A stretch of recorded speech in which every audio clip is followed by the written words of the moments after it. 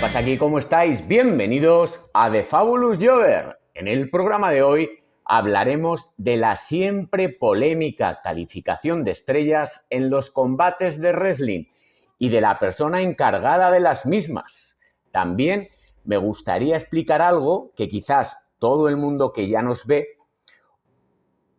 por supuesto, todo el mundo sabe, pero nuevos aficionados que van llegando al canal me han pedido que explique qué es la lucha libre, así como que les recomiende qué pueden ver para comenzar. Cosa algo complicada, dado que hay muchos factores que intervienen en decidir qué es un buen combate o qué combates deberías de comenzar a ver ahora que te estás empezando a aficionar al wrestling. ¡Empezamos! ¿Qué es el wrestling? Una buena pregunta, desde luego. Pues para mí el wrestling es emoción, es espectáculo, es entretenimiento, es magia, es técnica, es superación, dedicación, sacrificio, entre otras muchas cualidades que debe de tener alguien para poder ser llamado luchador. Siempre nos dirá uno que es ajeno a nuestro mundo la famosa frase de «pero esos no se pegan de verdad». ¿Cuántas veces a lo largo de vuestra vida habéis escuchado esa frase? O eso es falso. Intentan hacernos descubrir algo que hace años que nosotros ya hemos descubierto, porque en mi caso llevo más de 30 años viendo lucha libre. Entonces, que traten de hacerte ver algo que evidentemente ya sabes, y más, en mi caso, que yo he entrenado en Inglaterra en la escuela de Hammerlock, que hemos tenido una empresa de lucha libre como fue la EWE, que hemos sido luchadores, entrenadores, hemos sido también, aparte de eso, promotores. Entonces, ¿qué más puedes pedir?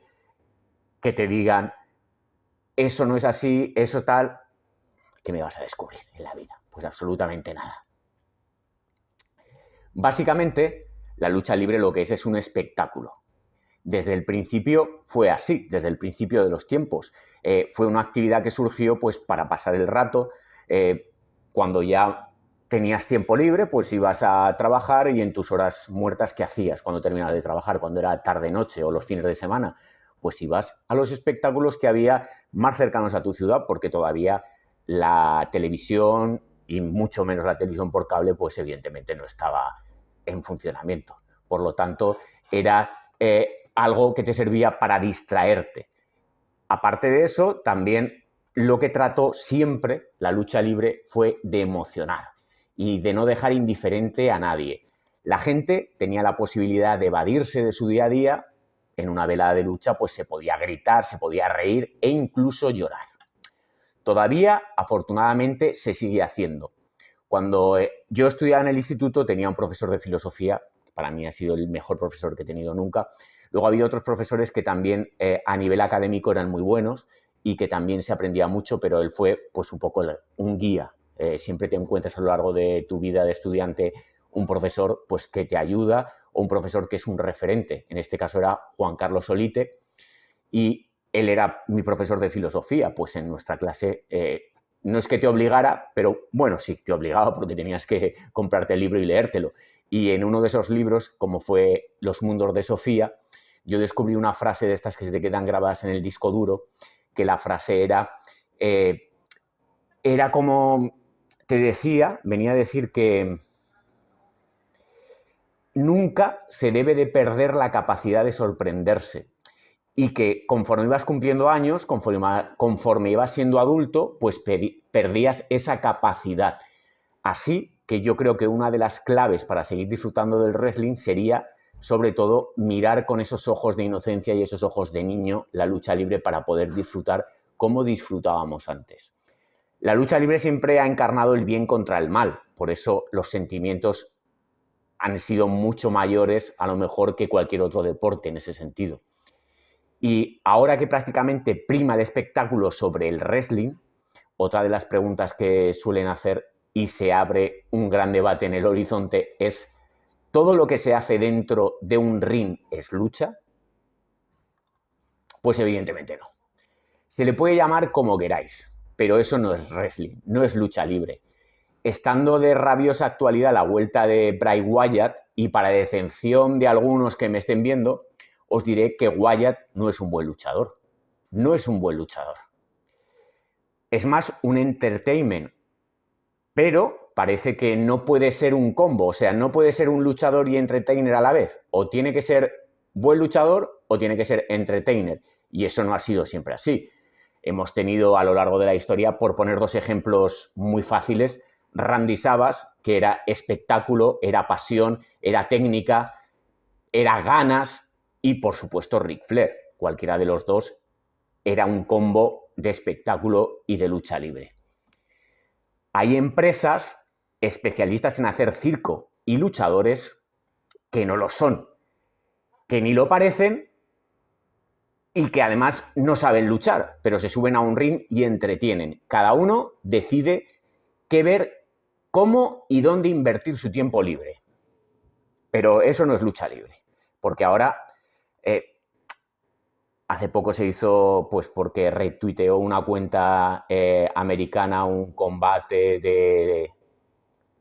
de una empresa española que pues que luchaban contra una piña, pues ¿eso es lucha libre? Pues no, es una empresa española, hay que apoyar todo lo que haga una empresa española, pues sí, pero eso no es lucha libre. Y como eso muchos otros, hay empresas, pues eso, que vosotros lo sabéis perfectamente, que hacen espectáculo por encima de lucha libre. A mí no me gusta, pero eso no significa que haya gente que le guste y que sea una manera de engancharse a este espectáculo y que pueda beneficiarse otras empresas que no hacen ese tipo de espectáculo de esos propios espectadores. Yo empecé a ver el wrestling aproximadamente en el año 89 y lo primero que descubrí fue la WWF. Pero ya en el 91, 92, pues comencé a ver, cuando llegaba a través de Galavisión y a través de las parabólicas famosas de los años de principio de los 90, pues empecé a ver la AAA, el Consejo Mundial de Lucha Libre y también la WCW. Lo que hablamos del entretenimiento, pues hubo momentos malos, como por ejemplo en la WWF, cuando se marcharon todas las figuras más famosas a la WCW, pues la New Generation no terminaba de arrancar. Era una etapa que llegaba incluso a aburrir, porque no encontraban este tipo de enganche que tenían otros, pues como hemos hablado de Savage o como incluso el propio Hulk Hogan, lo que supuso en la revolución de la lucha libre. Pues hubo unos años en los cuales no había una figura que capitalizara esa idea de luchador, no completo, porque Hogan nunca lo fue, pero sí con ese carisma y esa atracción para el público. Afortunadamente, y aunque el acceso no era tan fácil como ahora, también empecé a consumir pues otro tipo de empresas. Por ejemplo, la SW, también de otros países y otros lugares como la IWA de Japón, y luego wrestling clásico. La SW era un soplo de aire fresco y donde quizás más se podía ver la diferencia entre luchadores y entertainer. Por ejemplo, ahí tenías a un luchador pésimo, que era el Satman, pero súper limitado en el ring, pero que le gustaba a la gente. ¿Por qué? Pues porque salía con cerveza, que no era habitual, y salía con una caña dando golpes a todo el mundo, y eso pues llamaba la atención. Eso es entretenimiento.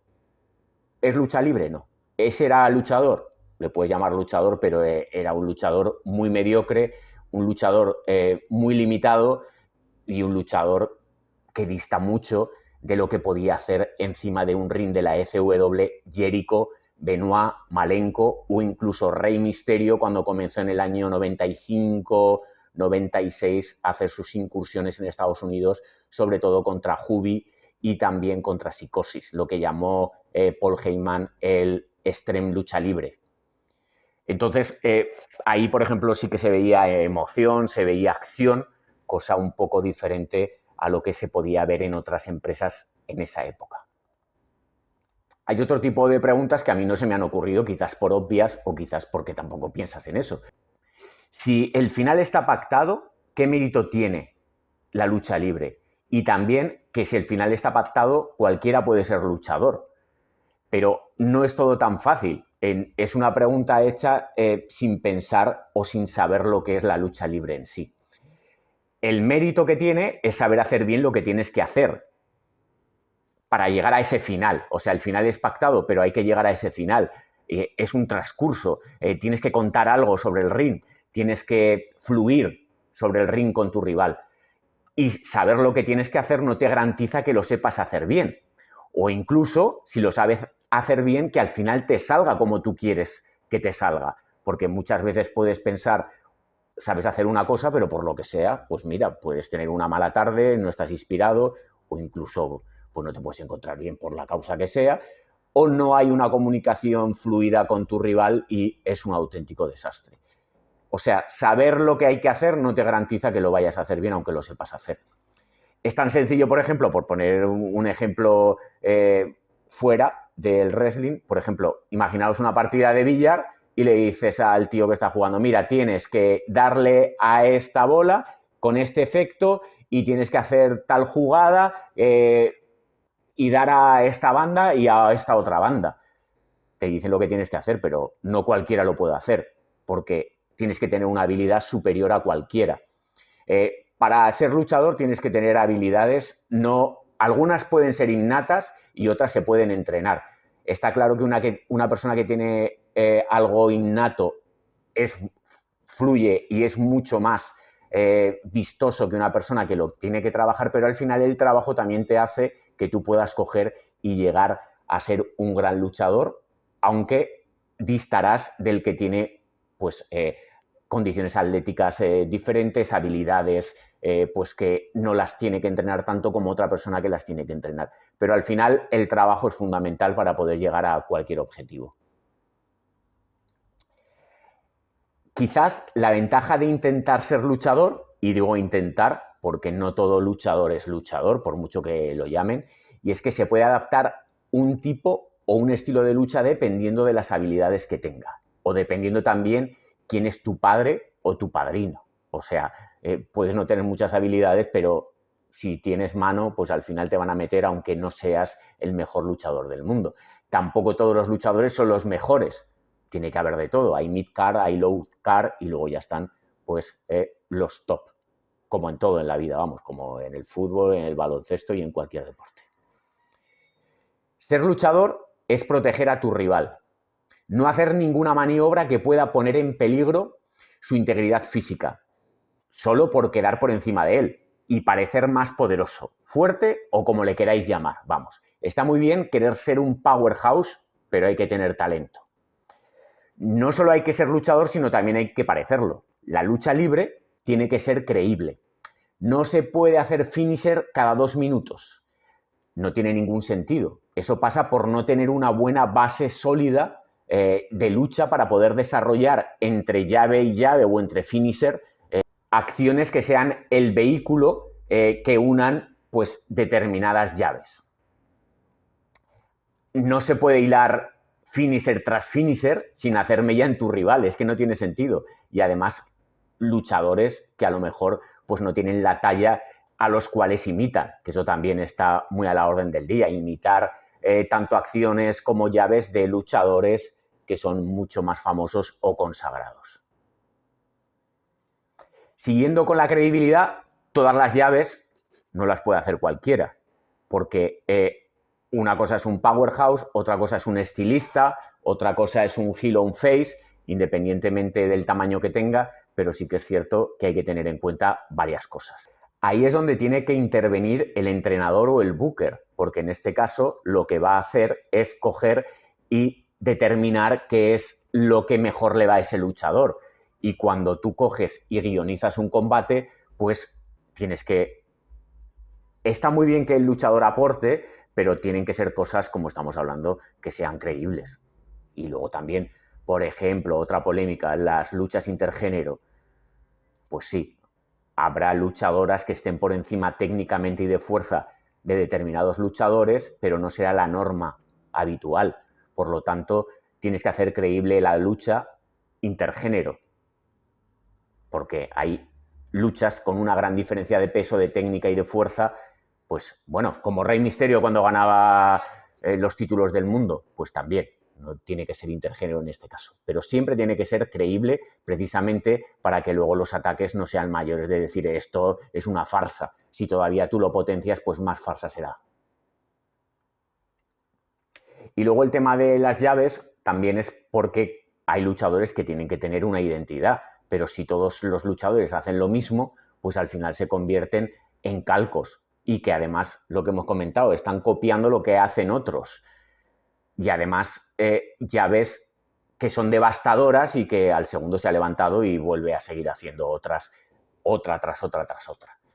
Credibilidad ante todo. Otra de las claves para el éxito de un luchador es ser generoso con tu rival. Quizás no éxitos en lo que a lo económico se refiere o a títulos, pero sí a ser un luchador como concepto. Si tú eres generoso y tu rival luce, también lo harás tú.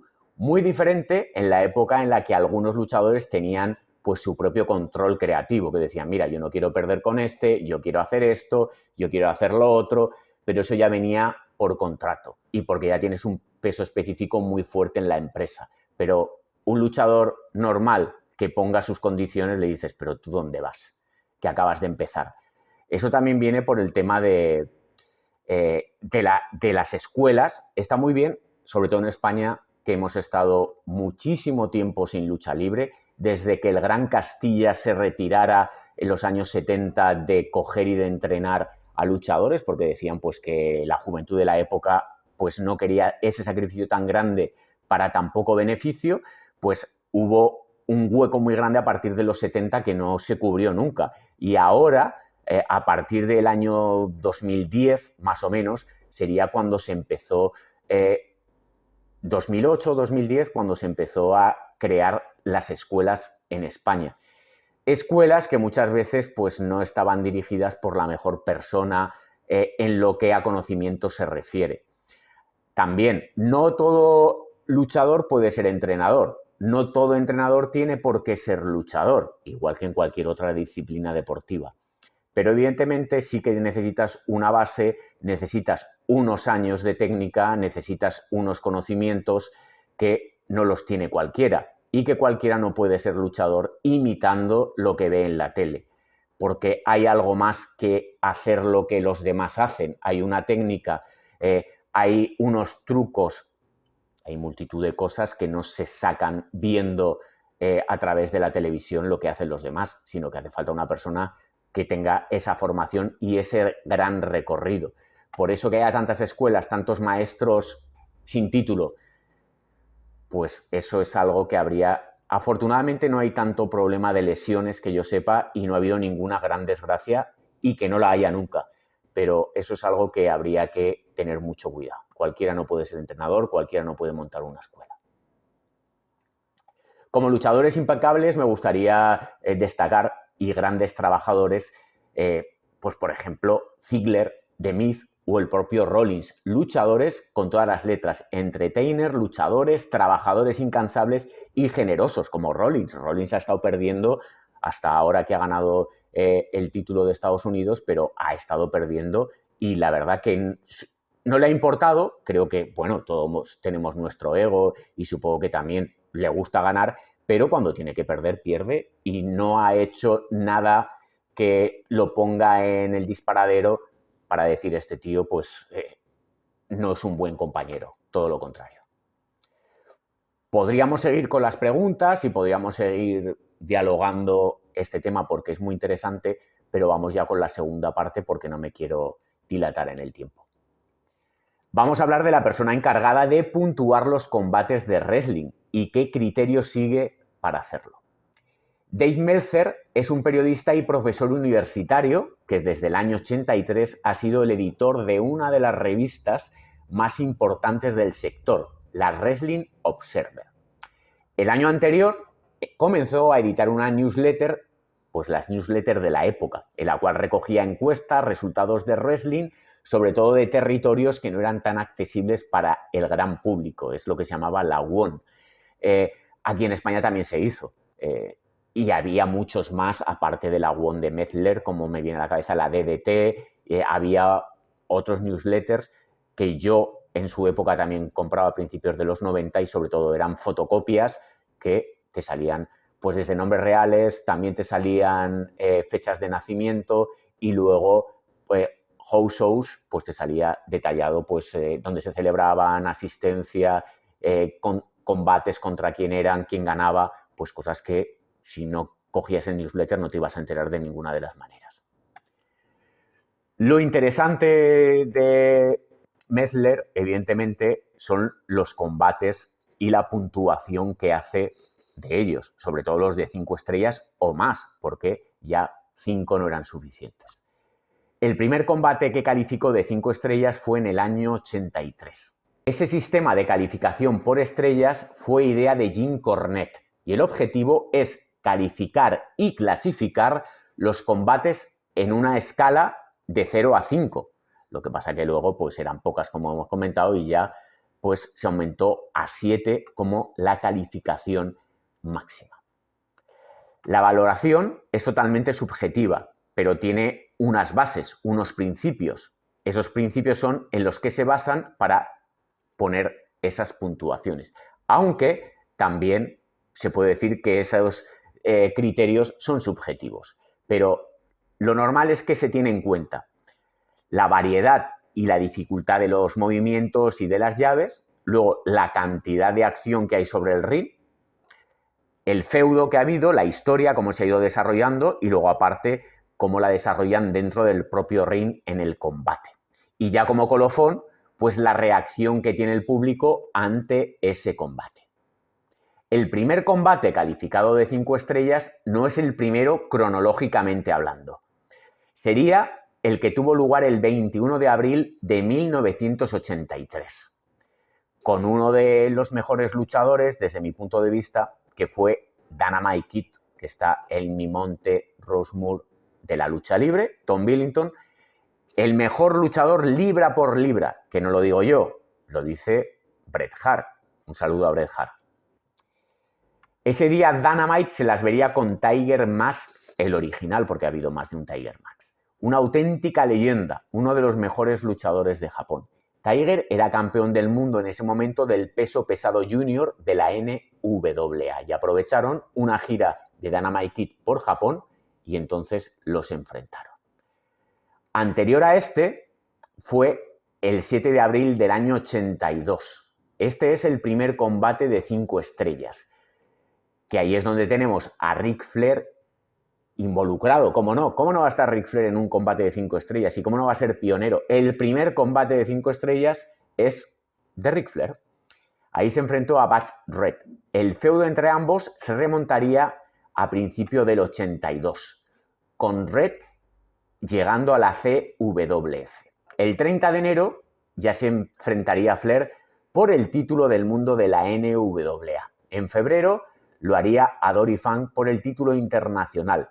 Red tuvo un comienzo de carrera muy prometedor, con grandes combates y feudos, tanto de manera individual como por parejas, uniéndose a Sweet Brown Sugar, ganando el título de Norteamérica ese año de la mano de Dory Funk Jr. y David Bonerich. En mayo, también al imponerse a Dory, se haría con el título internacional de la NWA que poseía Funk. En el transcurso de un año, Red y Flair se enfrentarían un total de 21 veces, con combates de 60 minutos, pues como esos combates de 60 minutos a los que nos tenía acostumbrados Flair en los años 80. Combates de 60 minutos que no aburrían, no como ahora que ves uno de 10 minutos y ya estás esperando que toquen la campana porque ya es inaguantable. En el 86, Red llegaría a la WWF, pero allí se difuminaría, teniendo más tarde cierta relevancia en la WCW al unirse a Ron Simmons y formar la pareja Doom, ganando los títulos por parejas. La década de los 80 tiene un claro dominador en lo que a combates de 5 estrellas se refiere. Ric Flair obtuvo nada más y nada menos que 10 combates de 5 estrellas y como novedad, como no pionero, el primer combate de 6 estrellas de la historia contra Rick Steamboat. Se conocían tan bien y había tanta química entre ellos que cuando subían a un ring no tenían ni que preparar el combate. Simplemente subía y fluía la lucha, fluía el arte. El 20 de febrero del 89 sería la fecha en la cual firmarían su primer combate de 5 estrellas, hecho que repetirían el 2 de abril y el 7 de mayo. Entre tanto, intercalaron uno de 6 estrellas, el primero, en un show no televisado. También Flair fue un especialista en que sus compañeros de equipo se llevaran 5 estrellas, hecho que muchos no lo hubieran logrado solos en la vida. En la década de los 90, 54 combates fueron calificados con 5 estrellas o más en Japón, de los 65 que les otorgó esa clasificación. La empresa que más combates de 5 estrellas o más ha conseguido ha sido New Japan Pro Wrestling, seguida de All Japan Pro Wrestling. Eso a veces ha causado cierta controversia porque se le acusa a Meltzer de estar niponizado. El 20 de marzo del 94 se calificó por primera vez con 5 estrellas un combate de la WWE. F en ese momento. Fue el protagonizado entre Michael y Razor Ramón con la escalera. Ese combate se dio previamente en aproximadamente 15 ocasiones en house shows antes de presentarlo al gran público. Y desde luego que sí que fue un gran acierto porque lo habían repetido tantas veces que luego, a la hora de la verdad, pues sacaron un combate de 5 estrellas. El 29 de agosto del año 94, Bret Hart obtuvo su primer combate de 5 estrellas, evidentemente gracias a su hermano Owen, si no de qué. Habría que esperar hasta el año 97 para que de nuevo le otorgaran otro combate de 5 estrellas a Hitman, porque lo sacó Steve Austin, Stone Cold. Gracias a Stone Cold, pues tiene otro combate de Hitman de 5 estrellas. Y ya para concluir esa década, ese mismo año, Meltzer puntuó con 5 el Michaels contra el Undertaker. En la década del 2000, solo 7 combates obtuvieron esa clasificación de 5 estrellas. Y ya en la década del 2010, Dave fue más generoso, 47 combates con 5 estrellas o más. Y ya en la década del 2010, Dave fue más generoso, ya se obtuvieron 47 combates con 5 estrellas o más. Y 14 años después, inaugurando la década, la WWE tendría otro combate de 5 estrellas, en esta ocasión el Cena contra Punk. En esa década, la WWE comienza a tener más combates con clasificaciones altas, al adquirir relevancia la marca NXT y el estilo de lucha desarrollado por sus wrestlers, aunque siguió dominando Japón. También entra en escena otro actor llamado AEW, un tipo de lucha más dinámica y arriesgada a la que presentaba la WWE hasta ese momento. Características que aprecia Meltzer para poner calificaciones más altas. El 9 de junio del 18, la escala llegó a su máximo nivel al calificar con 7 estrellas el combate entre Okada y Omega en el Dominion 6.9 de Osaka. Hasta ese momento teníamos las 6 estrellas de Flair y Steamboat, haciendo historia de nuevo, y las 6 estrellas del Misawa Kawada en el 94. Las siguientes 6 vendrían en el año 17, en otro combate de Okada contra Omega, en el Wrestle Kingdom 11. Y ya rebasando la barrera de las 6 con 6.25, de nuevo Okada contra Omega. Cada vez que se juntaban estos dos, la verdad que era una maravilla verles luchar porque hacían unos combates magistrales. En lo que llevamos de década, esta década del 2020, ya hemos tenido 47 combates de 5 estrellas o más, pero ninguno ha pasado de las 6 estrellas. Y para concluir, no todo podía ser bueno, así que hay grandes cagadas sobre el ring, que quizás no deberían de ser calificadas, pero bueno, si se califica lo bueno, también habría que calificar lo malo. En combates malos, tenemos de menos 5 estrellas, de forma cronológica, un Junkyard Dog contra Moon Dog Spot en el año 85. Al año siguiente veríamos un combate que no fue un combate de lucha libre como tal, porque ahí se vio en la WrestleMania 2 involucrados a Mr. T y a Roddy Piper en un combate de boxeo que luego acabó en combate de lucha, que luego acabó en sillas por el medio, pues también está calificado con menos 5. Luego Otro de los peores combates de la historia, que fue en la WCW en el año 98, el que enfrentó a Hogan contra el Warrior, que fue un auténtico desastre. Este lo hablamos en nuestro programa de los peores combates de la historia de la lucha libre. Pues ahí vemos pues cómo Hogan falla, como el Warrior falla, y es un auténtico despropósito.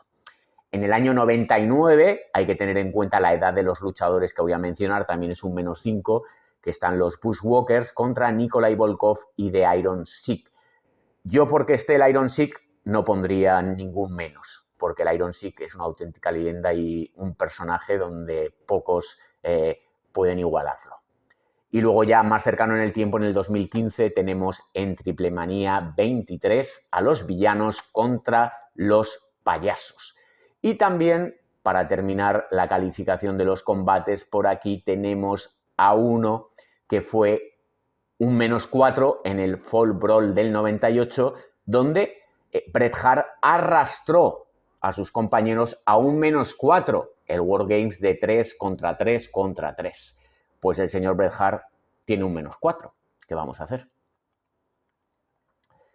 Lo que está claro, que el sistema de calificación es totalmente subjetivo y que, a pesar de los criterios que tiene en cuenta, esos propios criterios también son subjetivos. Pero lo que sí que no es subjetivo es que Bret Hart aburre a las ovejas y que Akit Action no es el primer español en llegar a la WWE. Y ya para concluir, un saludito a José Luis Ibáñez, que ya hace días que no se lo mandábamos, aunque nos acordamos de él todos los días. También, ya que hemos abierto la puerta de los saludos, saludar a Choque Slam Podcast, saludar también a Alejandro Gómez, que siempre que nos pide colaborar aquí estamos, y luego también a todos nuestros seguidores que, a pesar de la debacle del cierre del canal, que gracias a YouTube hemos tenido que comenzar de cero, pero estamos poquito a poco resurgiendo de las cenizas cual ave fénix y esperamos llegar a los éxitos. Desde nuestro punto de vista, éxitos eran 700 suscriptores, 90.000 visualizaciones en año y medio, que ya sabéis, hacerte un hueco con nuestro tipo de contenido es muy difícil. Pues empezamos de nuevo. ¿Y por qué? Porque somos Jovers. Los Jovers estamos acostumbrados a esto. ¿Qué vamos a hacer? Chicos, chicas, gracias. ¡Nos vemos!